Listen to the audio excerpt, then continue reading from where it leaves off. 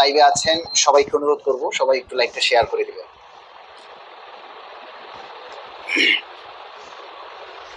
দেখুন, আমরা দীর্ঘদিন থেকেই পে স্কেল বাস্তবায়ন নিয়ে আমরা আন্দোলন সংগ্রাম করছি। আমরা এই জাতীয় নির্বাচনের আগে আমরা আন্দোলন করেছি, তখন ছিল অন্তর্বর্তীকালীন সরকার। অন্তর্বর্তীকালীন সরকারের সময় আপনি যেভাবে কথা বলার সুযোগ পেয়েছেন, যেভাবে রাস্তায় দাঁড়ানোর সুযোগ পেয়েছেন, যেভাবে আপনি মানে অকপটে কথা বলার সুযোগ পেয়েছেন, একটা নির্বাচিত সরকার আসার পরে কিন্তু সেই রকমের আর কথা বলা যায় না। এটা আপনারা যারা সরকারি চাকরি করেন তারা সবাই বিষয়টাকে গুরুত্ব সহকারে অনুধাবন করবেন। বিপুল সংখ্যাগরিষ্ঠতা নিয়ে বাংলাদেশ জাতীয়তাবাদী দল সরকার গঠন করেছেন। সরকার গঠন করেছেন 17 তারিখ, আজকে 21 তারিখ। কয়দিন হলো? কয়টা কর্মদিবস পেল? আপনারা অনেকেই আমাদেরকে কমেন্ট করে বলছেন যে ভাই কঠিন কর্মসূচি ঘোষণা করেন, কর্মসূচি দেন, কর্মসূচি দেন। আপনাদেরকে একটা জিনিস বুঝতে হবে ভাই, যে একটা সরকার নতুন করে কেবল বসছে, তাদের মানে অনেক কিছু বুঝে উঠতে হবে। এই মুহূর্তে আমরা যদি, যেহেতু আমরা নতুন সংগঠন করেছি সকলের ভালোবাসায়, এই মুহূর্তে একটা হঠকারী সিদ্ধান্ত দিয়ে আমরা নিজেরাও বিপদে পড়তে চাই না, প্লাস আপনাদেরকেও বিপদে ফেলতে চাই না। কারণ সবার আগে হচ্ছে আপনার চাকরি। আমরা যারা নেতৃত্ব দেই, আমরা সবার আগে চিন্তা করব আপনারা যাতে নিরাপদ থাকেন।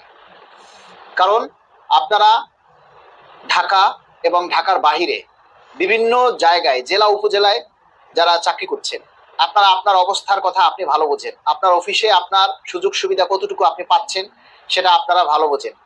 এখন চাইলেই আমি একটা কর্মসূচি দিয়ে দিলাম, আর সেই কর্মসূচি আমি সফল করতে পারলাম না, মাঝপথে গিয়ে আমি সফল কর্মসূচি স্থগিত করে দিলাম, কারো চাপের মুখে বন্ধ করে দিলাম, এরকম কর্মসূচি আমরা আর দিতে চাই না। আমরা চেষ্টা করতেছি কূটনৈতিক যোগাযোগ রাখার জন্য।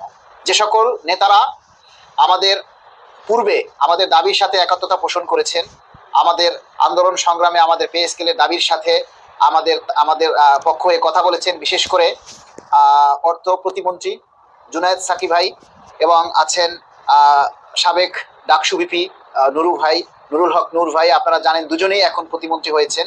ওনারা এখন আগে যেভাবে আমাদের নেতৃত্ব দিয়ে আমাদের সাথে তাল মিলিয়ে কথা বলেছেন, এখন তারা যেহেতু ক্ষমতায় গেছেন, এখন তারা হচ্ছেন এখন মন্ত্রী। তারা এখন আমাদের নিয়ে, আমাদের পক্ষ হয়ে কতটুকু কথা বলবেন সেটার জন্য আমরা তাদের সাথে যোগাযোগ করার চেষ্টা করছি। আপনারা অনেকেই বলেন যে প্রধানমন্ত্রীর সাথে দেখা করেন, প্রধানমন্ত্রীর সাথে সরাসরি কথা বলেন। একটা দেশের প্রধানমন্ত্রীর সাথে সাক্ষাৎ পেতে গেলে সেটা কি আপনারা এত সহজ মনে করেন? আমরা একজন উপদেষ্টার সাথে সাক্ষাৎ করার সুযোগ পাইনি, আর একজন প্রধানমন্ত্রীর সাথে সাক্ষাৎ করার আপনারা কি এটাকে এত সহজ মনে করছেন?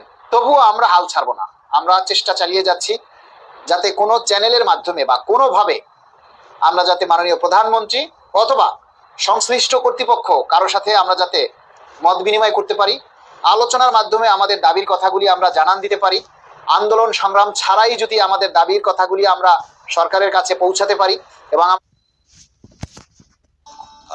জন্য আমরা অগ্রণী ভূমিকা রাখতে পারি, তাহলে সেটাই হবে অনেক বড় একটা বিষয়।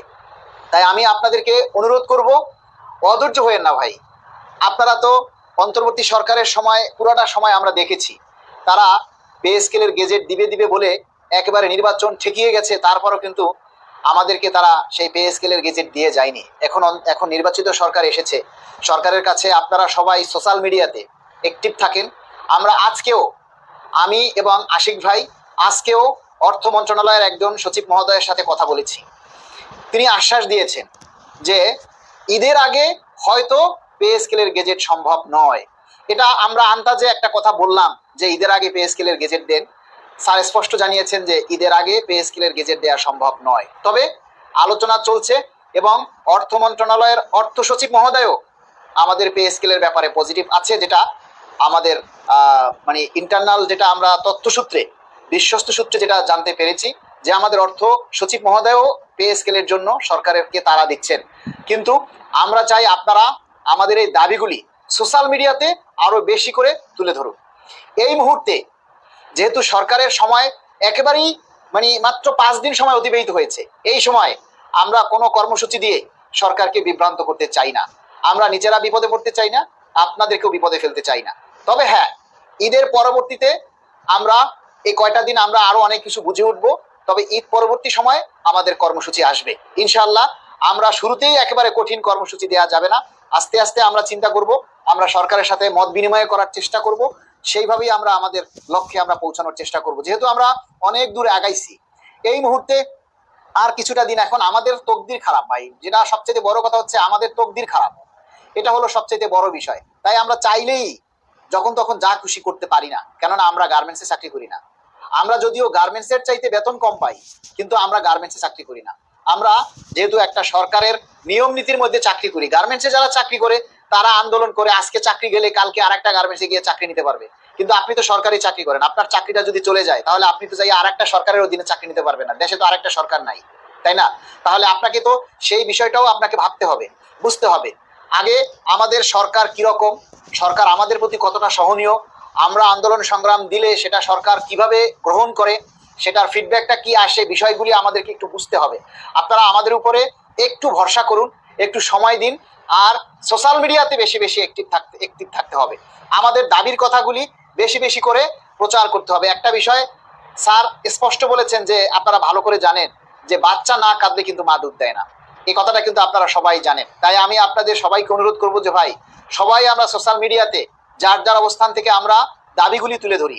আমরা আপনাদেরকে এখন এমন কোনো কর্মসূচি দিয়ে আবার যদি আপনাদেরকে ঢাকায় নিয়ে আসি, ঢাকায় নিয়ে এসে আপনারা হাজার হাজার টাকা খরচ করে ঢাকায় আসবেন, আপনাদের সামনে রেখে আমরা কর্মসূচি দিতে পারবো না। আপনাদেরকে বলে দিব আপনারা বাড়িতে চলে যান, আমরা পরবর্তীতে কর্মসূচি ঘোষণা করব। অথবা আপনাদেরকে এনে আমরা মাঝপথে বলবো এখন কর্মসূচি স্থগিত করা হইলো। এই রকমের হঠকারী কোনো সিদ্ধান্ত আমরা নিতে চাই না, আর আপনাদেরকেও কষ্ট দিতে চাই না। হ্যাঁ, আমরা কষ্ট করছি, এখন কি করার ভাই, এটা তো আসলে আমাদেরকে মেনে নিতে হবে, কারণ আমরা প্রজাতন্ত্রের কর্মচারী, সরকারের সাথে তাল মিলিয়ে আমাদেরকে চলতে হবে। তবে আমরা সরকারের কাছে অনুরোধ করব, মাননীয় প্রধানমন্ত্রী জনাব তারেক রহমান, দেশ নায়ক, তিনি আমাদের শহীদ প্রেসিডেন্ট জিয়াউর রহমানের সন্তান এবং দেশনেত্রী বেগম খালেদা জিয়ার সন্তান, তার মধ্যে দেশপ্রেম রয়েছে। মাননীয় তারেক স্যার যে মাননীয় প্রধানমন্ত্রী, তার মধ্যে দেশপ্রেম রয়েছে, আপনারা সেটা দেখতে পাচ্ছেন। তার শিষ্টাচার, তার যে মানুষের প্রতি দয়া, অনুভব, মহানুভবতা, সেটা আপনারা দেখতে পাচ্ছেন। তাই আমরা আশা করি মাননীয় প্রধানমন্ত্রী কিন্তু তার ইশতেহার অনুযায়ী কার্যক্রম, দাপ্তরিক কাজ শুরু করে দিয়েছে। তাহলে সেই ধারাবাহিকতা আমরা যদি একটু অপেক্ষা করি, সরকারকে যদি আমরা একটু সময় দেই, তাহলে আমরা আশা করি মাননীয় প্রধানমন্ত্রী আমাদের ইশতেহার অনুযায়ী আমাদের পে স্কেলের বাস্তবায়নের জন্য তারা কাজ করবেন। তবে এটা ঠিক যে আমরা জানি যে আমাদের পে স্কেল বরাদ্দের জন্য অর্থ বরাদ্দ কিন্তু রাখা আছে। একটা সুখবর হচ্ছে আমাদের পে স্কেল বরাদ্দের জন্য অর্থ কিন্তু বরাদ্দ রাখা আছে, যেটা মাননীয় প্রধানমন্ত্রী এবং অর্থমন্ত্রীর কার্যালয় থেকে যে জিনিসগুলি আমরা আপাতত আমরা যতটুকু শুনতে পেরেছি, তারা একটু পর্যালোচনা করবেন, তারা একটু যাচাই বাছাই করবেন কি পরিমাণ অর্থ দেশে জমা আছে, এই পে স্কেলটা দিতে গেলে কতটুকু প্রয়োজন হবে, এই বিষয়গুলি অবশ্যই সরকার একটু চিন্তা করবে। তারপরে আগামী যে সংসদ অধিবেশন আসতেছে, আমরা সেই সংসদ অধিবেশনের আগেই আমরা নিশ্চয়ই সরকারের কাছে আমাদের দাবির কথা তুলে ধরার জন্য আমরা একটা কর্মসূচি দিব। এবং আমরা সবচেয়ে বড় যে কাজ, সেটা হচ্ছে আমরা চাই সরকারের সাথে মত বিনিময় সভা করার জন্য। আমরা যাতে সরকারের সাথে বা সংশ্লিষ্ট মহলের সাথে যোগাযোগ করে আমরা আমাদের দাবির কথাগুলি তুলে ধরতে পারি, সেই বিষয়ে কিন্তু আমরা সর্বাধিক গুরুত্ব দিয়ে আমরা চেষ্টা করব। আমরা আমাদের সাধ্যমতো চেষ্টা, এবং সংশ্লিষ্ট কর্তৃপক্ষ যারা আছে তাদের সাথে আমরা যদি দেখা করে আমরা মত